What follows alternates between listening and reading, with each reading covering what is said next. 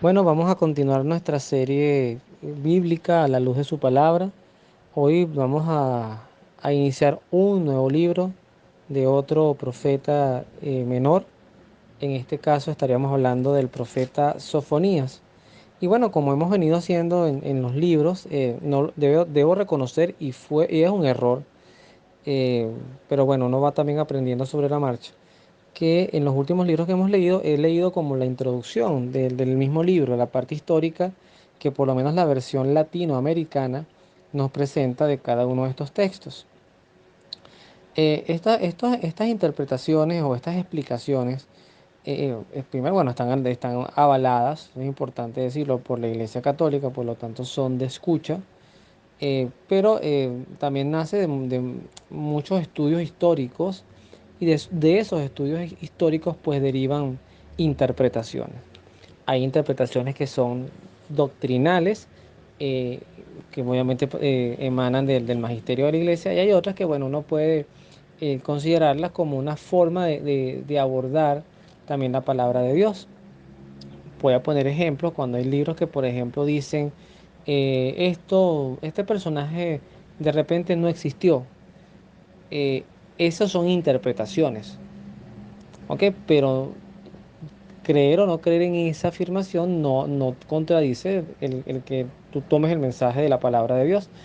Lo mismo ocurrió en el libro del profeta Isaías, donde se habla de un primer Isaías y un segundo Isaías, que es como un segundo autor a partir, no me acuerdo de qué capítulo, pero ya es un poco avanzado, que se hablaba de que había sido otro autor diferente a Isaías, que había tomado el nombre de Isaías para continuar con las enseñanzas y que, bueno, esos textos fueron incorporados al texto de Isaías propiamente. Entonces, eh, siempre hago esas acotaciones porque, bueno, es importante conocer el contexto histórico y también al profeta que nos van a presentar. Entonces, bueno, ¿qué se dice de Sofonías? Se dice que en el año 630, más o menos, ¿ven? Ahí hay una interpretación, más o menos, la voz de Sofonías vino a romper el silencio después de 60 años en que no se había oído palabra de Dios.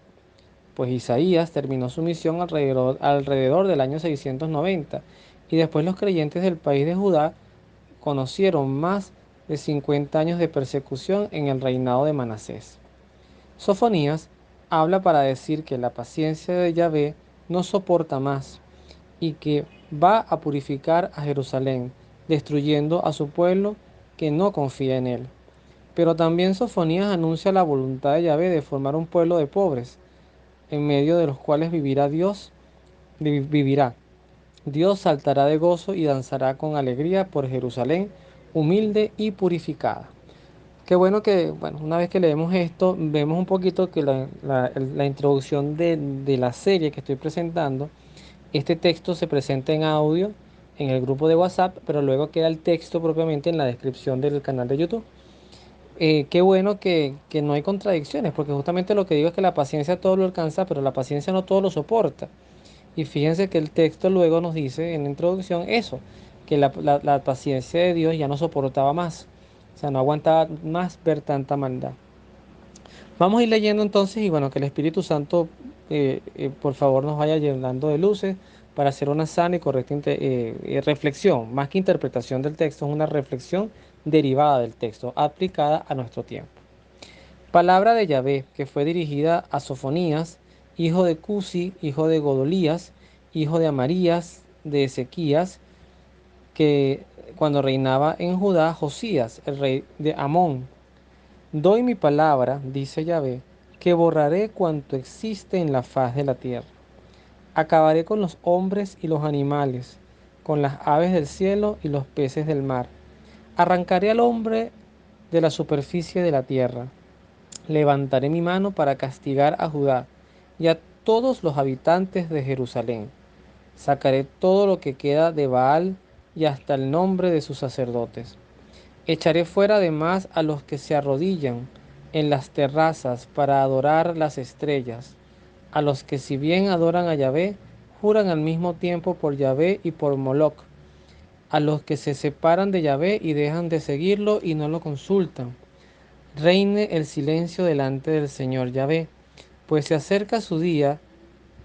Yahvé ha preparado un sacrificio y ha consagrado a sus invitados. He aquí lo que pasará el día del sacrificio de Yahvé. Yo pediré cuentas a los ministros y a los hijos del rey y a todos los que visten a la moda extranjera. También pediré cuentas a todos los que saltan por encima del umbral del templo del Señor sin pisarlo, y a los que lo llenan de violencia y de robos. Ese día, lo asegura Yahvé, un tremendo clamor saldrá de la puerta del pescado, aullidos de de la ciudad nueva, y un ruido espantoso de los cerros vecinos.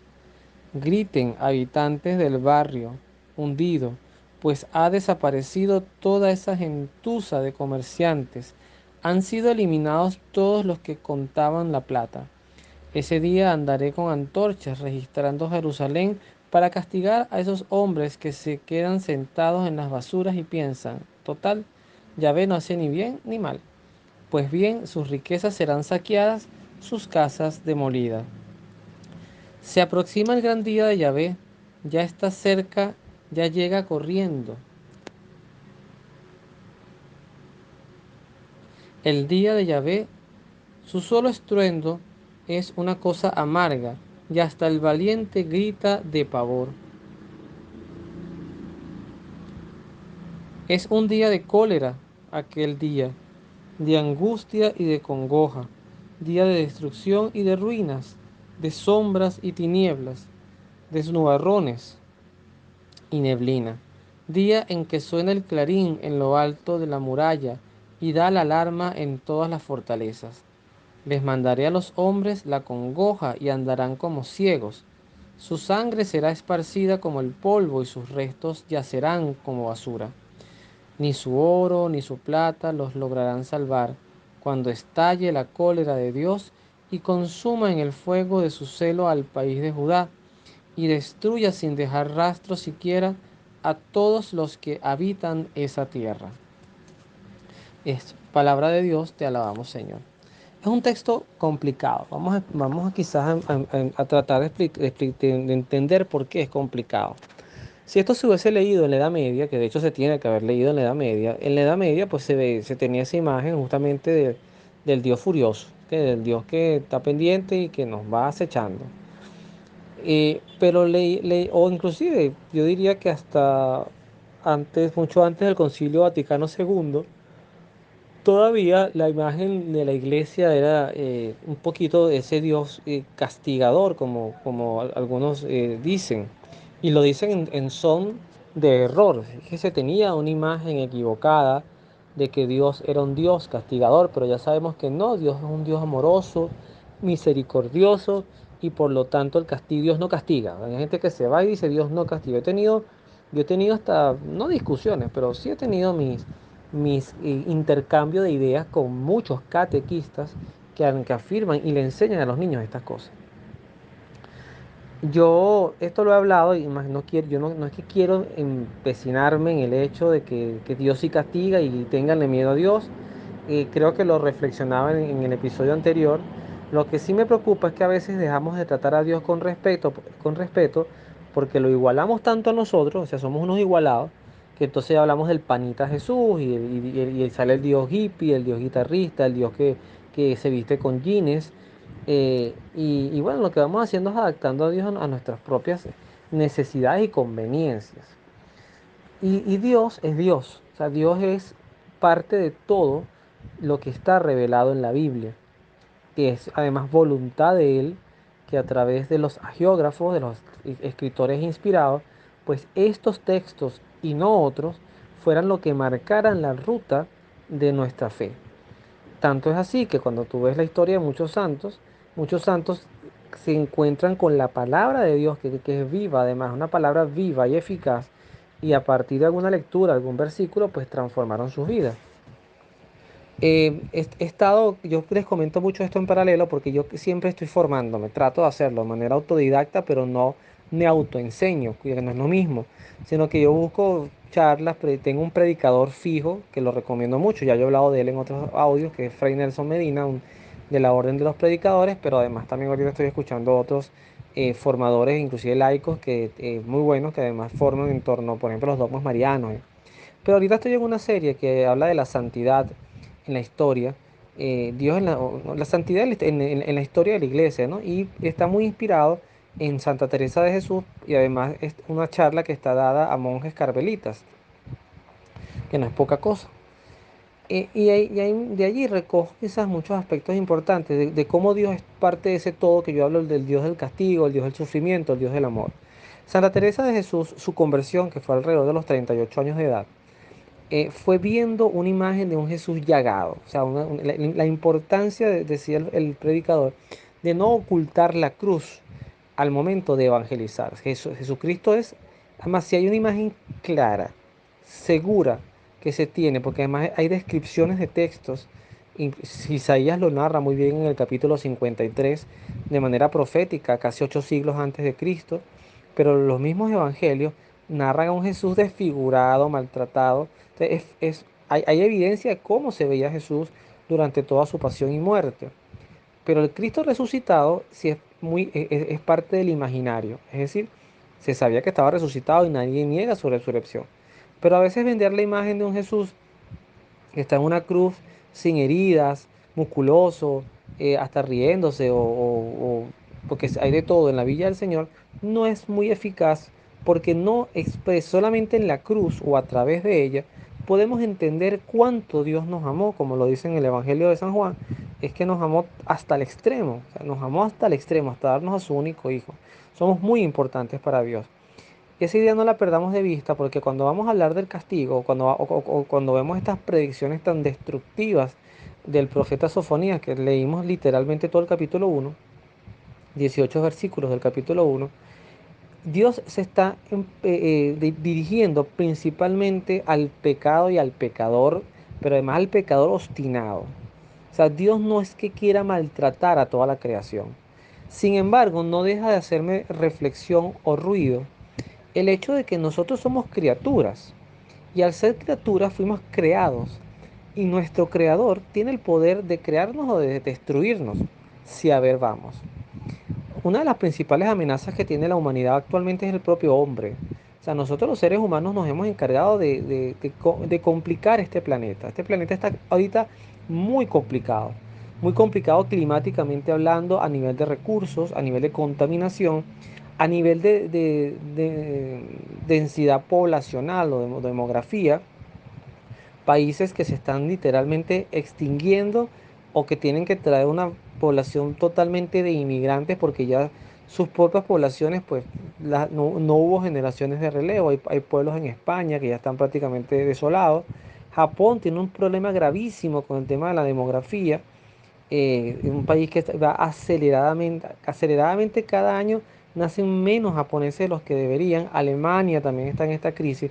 Entonces juegan como todos nosotros que no hemos querido apoderar de esta viña que no nos pertenece, como la parábola de los viñadores asesinos, no nos pertenece y no hemos querido apoderar de esta viña, pues lo que hemos hecho es destruirla. Entonces, yo diría que más que tenerle miedo a Dios, porque pueda venir un segundo diluvio, un segundo Sodoma y Gomorra, cosa que en ese contexto Dios prometió que no volvería a pasar, tenemos que tenernos miedo a nosotros mismos. Y nosotros mismos cuando perdemos la noción de quién es nuestro Dios y quién es nuestro creador y quién es el que tiene el señorío de todas las cosas creadas. Sofonías además nos invita también a reflexionar toda la mundanidad y lo pasajera que es esta vida.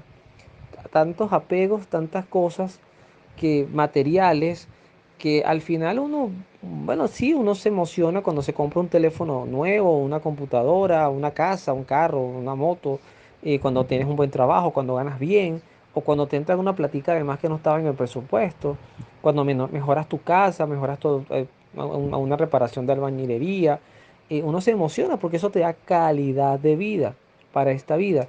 Pero son instrumentos que también se dañan, se deterioran. Yo recientemente tuve una situación con mi teléfono, que mi teléfono tenía ya 3 años y bueno, de repente un día se dañó. No agarró conexión a Wi-Fi. Cuando lo intenté reparar, pues lo reparé, pero entonces se me dañó la cámara. O sea, un desastre porque yo no sé de eso además. Pero bueno, uno trata para evitarse gasto y al final el gasto que tuvo que salir recursos para poder comprarse un teléfono nuevo. Y ciertamente no es que trabaje con él en el sentido de que yo monetice con estas cosas, porque no es la intención en sí misma. pero ciertamente lo uso mucho para, si me preguntan en qué más uso yo mi teléfono, además de comunicarme y ver las redes sociales, es para este apostolado. Un apostolado que, bueno, tiene un propósito de heredad, ya yo lo he dicho, para mi hijo y para mi familia y para lo que Dios disponga, además, de cara al futuro. El propósito de esta serie, más allá de los audios, es que la gente haga ese ejercicio de leer la Biblia y de leerla sin omitir, sin suprimir libros que no me conviene leer, que son incómodos, sino leer la Biblia en un todo integrado, es un solo Dios. Entonces Sofonías sí nos advierte las cosas que desagradan a Dios.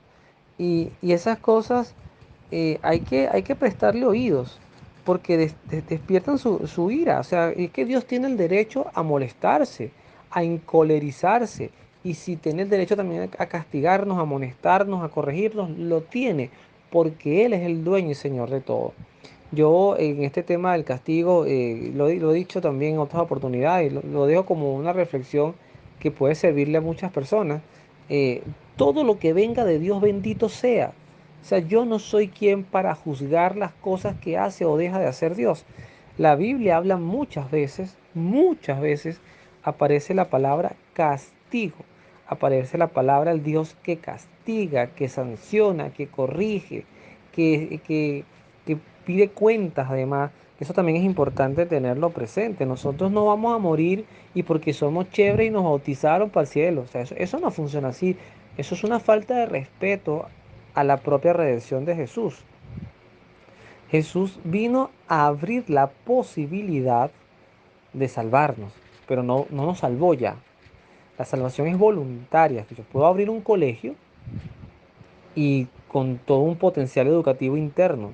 Pero si nadie viene a inscribirse o no tengo estudiantes, o un hospital, o una clínica, o lo que sea, un parque, y no tengo clientes o pacientes, pues de nada va a servir toda esa estructura. Y eso es lo que está pasando con la situación de Jesús. Pareciera que la redención de Cristo tiene dos interpretaciones muy malas. Ambas son muy malas. La primera es efectivamente que ya nos salvamos. Ya no importa lo que hagamos con el cuerpo, el alma está salvada. Somos salvos. Esa palabra la usan mucho los protestantes. Somos salvos en Cristo. No, Cristo vino a redimir la raza humana, a redimir a la humanidad y a hacer una puerta, un camino. Pues además él mismo lo define. Yo soy el camino, la verdad y la vida. Nadie va al Padre sino a través de mí. Esas son palabras de Jesús, no son palabras mías. Pero el otro extremo es efectivamente el que me preocupa, es que eso está allí, pero no le paramos. O sea, hemos mundanizado tanto a Jesús porque la imagen de Jesús es muy comercial. Esto también es triste decirlo, pero es así. O sea, Jesús vende. Yo diría que después de Jesús vendrá María y después un San Miguel Arcángel. Pero de que venden franelas, en imágenes, en estampitas, bueno, dígame el de Jesús de la Misericordia. Entonces la gente, yo tengo un cuadro, un afichito de la Divina Misericordia, que le tengo que colocar un marquito porque, bueno, el que tengo está ya un poco deteriorado. Pero ahí está. Entonces esa imagen pareciera que está colgada en mi pared y ya listo. O sea, yo no me paro delante de la imagen a rezar a coronilla, yo no reflexiono, yo no hago rosario, tengo muchas imágenes de María. Entonces, si yo no hago rosario, yo no hablo con ella, pues entonces yo creo que es como tener la Biblia ahí en la casa por si acaso. O sea, por si acaso, si me llega un ángel fiscal, si Dios mandara ángeles fiscales, y pues yo le saco mi imagen de Jesús, de María y una Biblia y ya que fiscalizo tu apartamento. No, pues no funciona así. Por eso hay cosas que Jesús separa mucho, que inclusive también puede pasar a nivel de carisma. Voy a tratar de no extenderme mucho porque he querido que los audios no sean tan largos, pero es que esto es para Dios, entonces a veces no me detengo tanto en eso. En el vínculo de Mateo, que vamos a ver hoy, que es Mateo 24, es la lectura que habla de la destrucción de Jerusalén y el fin del mundo. Pero vamos a ver un poquito cómo empieza, porque Jesús sale del templo y mientras caminaba, sus discípulos le hacían notar las imponentes construcciones del templo. Jesús le dijo, ¿ven todo esto? En verdad les digo que no quedará ahí piedra sobre piedra, todo será destruido. Me voy a detener ahí un momentico para reflexionar algo rápido. Jesús está hablando de la casa de Dios, algo que además era el estandarte del judío en sí mismo. O sea, eso era lo sagrado. Ahí habitaban los pies del Señor, todo su cuerpo, toda su esencia, todo su ser. Para el judío era así como para nosotros es la Eucaristía. Para nosotros en la Eucaristía está Dios presente. Pero Jesucristo va más allá. Jesucristo desestima, en cierta forma, la idolatría que se pueda tener al templo y no a quien habita en el templo. Lo que le puede pasar al cristiano católico. Idolatrar carismas, idolatrar catequesis, idolatrar sacerdotes o religiosas, idolatrar movimientos y olvidarnos de fondo quién es el que está elevado y que todo esto son canales para llegar a Dios. Por eso hay templos que se pueden caer, hay carismas que pueden desaparecer.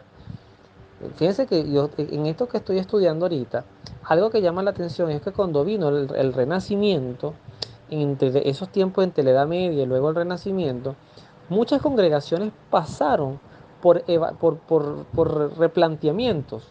Los carmelitas, por supuesto, con Santa Teresa de Jesús fueron unos. Los otros fueron los agustinos, que ellos eran, después ahí nace la orden Agustinos Recoleta, pero la idea era que todos pasaran a ser recoletas y eso no fue lo que ocurrió, explica el predicador. Y así muchas otras, los jesuitas, que también nacieron y después han tenido sus transformaciones. Entonces, los carismas pueden variar. Dios puede decir, ¿sabes qué? Hasta aquí ya yo no quiero más sacerdotes de este carisma, no quiero más monjas de este carisma, ya yo no quiero más renovación carismática católica, ya yo no quiero más Legión de María, porque la gente me está idolatrando el movimiento y se están sintiendo más iglesia en el movimiento que donde tienen que ser iglesia. A eso hay que tenerle cuidado. Y justamente es lo que quizás nos advierte a Jesús cuando nos habla de esto, porque al final, como te digo, cuando algo nace bien, pero ya no responde al tiempo, no es que la iglesia va a cambiar, pero sí puede cambiar el carisma. Puede ser que un carisma ya no sea funcional para la obra de Dios. Y eso con humildad hay que reflexionar. Jesús después se sentará en el monte de los olivos con sus discípulos y se le acercaron y le preguntaron en privado, dinos cuándo ocurrirá todo esto, qué señales anunciarán tu venida y el fin de la historia. Jesús dice, no se dejen engañar cuando varios usurpen mi nombre y digan yo soy el Mesías, pues engañarán a mucha gente. Fíjense que esto puede pasar. Hay gente que, por ejemplo, puede decir, yo acabo de vivir, por ejemplo, una experiencia hermosa y no lo voy a decir, lo que voy a decir no es por este movimiento, que es hermoso y lo recomiendo 100%. Es el movimiento de Emaús. Yo acabo de hacer la experiencia de Emaús hace 2 meses, sí, van a ser 2 meses. Pero, ¿qué pasa? Que entonces las personas que hacen Emaús, como la que puede ser pertenecer a la Legión de María, también estoy ahorita en la Legión de María y me estoy formando y me parece algo bellísimo además. Y sobre todo todas las obras que hacen desde la Legión de María, que se hacen desde la Legión de María. Pero también puede ser la renovación carismática, lo que sea. Pueden sentirse más iglesia, más dignos o más espirituales que los que no están metidos en nada. Entonces, eso es en cierta forma usurpar el nombre de Jesús. Usurpar el nombre de Jesús no solamente hay que verlo como con los falsos profetas. Mira, aquel dice que es Jesús. No, no le crean, ese no es Jesús. Eso es una forma de usurpación. Pero otra también es la usurpación centrada en el segmentarismo. Es decir, en que yo creo una parcela y los que estamos aquí en esta parcela somos los que realmente somos cristianos, los otros no lo son. Con eso hay que tener cuidado. Ustedes oirán hablar de guerras, de rumores de guerra, pero no se alarmen, todo eso tiene que pasar. Pero no será el fin todavía. Unas naciones lucharán contra otras y se levantará un reino contra otro. Habrá hambre y terremotos en diversos lugares. Esos serán los primeros signos de dolor de parto. Entonces los denunciarán a ustedes y serán torturados y asesinados. Vean las cosas que promete Jesús. Esto sí es promesa de Jesús para el creyente. Serán torturados, asesinados. Todas las naciones los odiarán por mi causa. Eso está pasando. Ciertamente ahorita pasa más, se ve un poquito más agudo. En esos días muchos tropezarán y caerán. De repente se odiarán y se traicionarán unos a otros. Aparecerán falsos profetas que engañarán a mucha gente. Y tanta será la maldad que el amor se enfriará en muchos. Pero el que se mantenga firme, ya con eso termino, el que se mantenga firme hasta el fin se salvará. Palabra del Señor, gloria a ti, Señor Jesús. Creo que Jesús es muy claro. Jesús siempre fue muy claro desde el principio. Por eso es que me descoloca cuando fragmentamos el mensaje de Jesús. Como por ejemplo dicen, Jesús es el personaje de la Biblia que más habla del infierno, del demonio, de la condenación. Jesús, no el Antiguo Testamento. Y doy fe de esto que lo estoy leyendo. En el Antiguo Testamento algunos momentos aparece el demonio, pero es muy poco, y el infierno muy escaso. Jesús habló de que él vio a caer a Satanás del cielo, que no sé, que los demonios, bueno, el infierno, la condenación, eso son palabras de Jesús. Entonces, algo de verdad, lo digo sarcásticamente, algo de verdad tiene que haber en eso. Algo de verdad tenemos que tomarnos en serio. O sea, el centro de un apostolado no es el hombre. El centro de un apostolado no es la persona, es Dios. Y es Dios en todos los contextos. En contexto catequético, en el contexto formativo, en el contexto de amor, en el contexto de lo revelado, de cómo Dios se nos presenta al mundo, cómo Dios nos invita a la conversión. No hay un ser humano que no necesite una conversión constante. La conversión no es solamente un momento. Es que yo antes era pecador, pero ahora no soy porque estoy en el grupo de la iglesia. No, papá, ahora es que le falta a usted camino. Ahora va a ser un pecador en el grupo de la iglesia. Ahora, antes era un pecador fuera de la iglesia, ahora es un pecador dentro de la iglesia. Sigue pecando, sigue necesitando confesión. Y eso es parte del dinamismo de lo que uno lo permite reflexionar. Leía, escuchaba, mejor dicho, que hay tres preguntas. Yo no he hecho los ejercicios espirituales de San Ignacio, que por cierto los hizo antes de ser sacerdote, lo hizo como laico. Qué interesante. Pero hay tres preguntas que me dicen que están en los ejercicios de San Ignacio de Loyola. La primera es ¿qué he hecho por Cristo? La segunda, ¿qué estoy haciendo por Cristo? Y la tercera, ¿qué me falta hacer por Cristo? No sé si es así tan literal, pero sí sé que es la idea. O sea, ese es el sentido de la vida. ¿Qué hice por Cristo? ¿Qué estoy haciendo por Cristo? ¿Y qué me falta hacer por Cristo? Y siempre nos va a faltar hacer cosas buenas. Y nos van a pedir cuentas. A los que más hayamos recibido o hayamos recibido, más se nos va a pedir cuentas. Y los que tuvieron la oportunidad de recibir jóvenes, enfermos, estudiantes, seminaristas, religiosas, eh, todo lo que tenga que ver con Dios en esencia y la educación cristiana y la salud cristiana, se va a pedir cuentas. Y esto hay que tomarlo en serio. Esto no es una amenaza, es que esto es una realidad. O sea, oye, yo creo que Dios, para que tú sacrifiques a tu hijo en la cruz por los pecados de otro, el pecado tiene que ser algo muy grave para que nos lo tomemos a veces tan a la ligera. Por eso cierro aquí porque ya me voy a lanzar media hora de audio. Dios, que ahora que Dios nos invite a que nosotros de verdad le pidamos misericordia y que su paciencia nos lleve a su misericordia y esa misericordia a la conversión. Porque no hay misericordia sin conversión, sin arrepentimiento no hay misericordia. No abusemos del amor de Dios, que es un amor que no es tonto, es un amor que siempre espera por nosotros, pacientemente, pero se agota el tiempo, la vida se agota, la vida es un regalo, cada día es un regalo y no sabes cuál va a ser el último día que Dios te dirá, es hora de que estés ante mí. Que Dios nos bendiga, nos vemos en la oración.